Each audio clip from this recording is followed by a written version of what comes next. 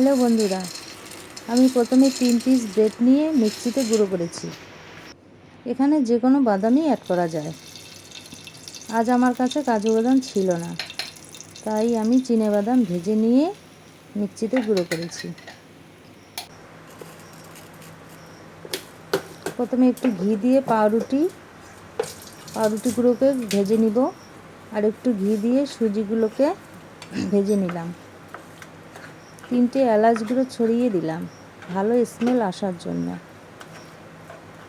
সুজিগুলিকে অল্প আঁচে ভেজে 2 কাপ দুধ ও পরিমাণ মতো চিনি দিলাম। একটু ঘন হয়ে আসলে পাউরুটি গুঁড়ো ছড়িয়ে দিলাম। শেষে বাদাম গুঁড়ো ছড়িয়ে দিলাম আর একটু নেড়ে চেড়ে দিলাম।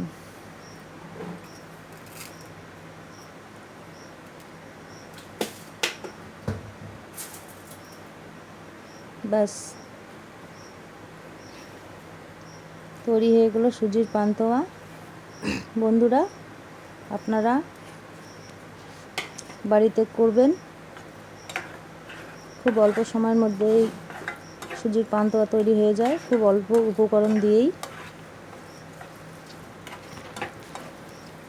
বাড়িতে করে লাইক কমেন্ট শেয়ার করবেন, আমাকে জানাবেন।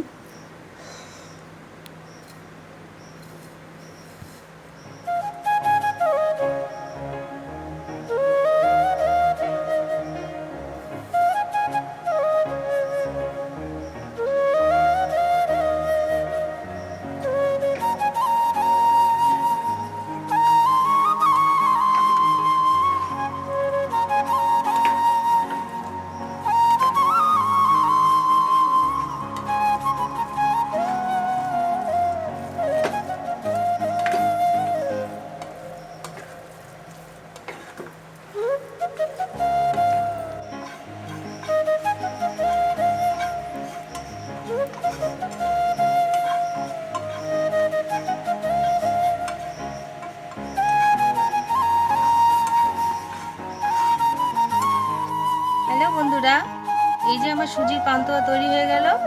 আপনারা অবশ্যই বাড়িতে ট্রাই করবেন এবং কেমন খেতে হয় আমাকে অবশ্যই লাইক কমেন্ট শেয়ার করবে জানাবেন। আর চ্যানেলটি ভালো লাগলে সাবস্ক্রাইব করে দেবেন। Tata, good bye.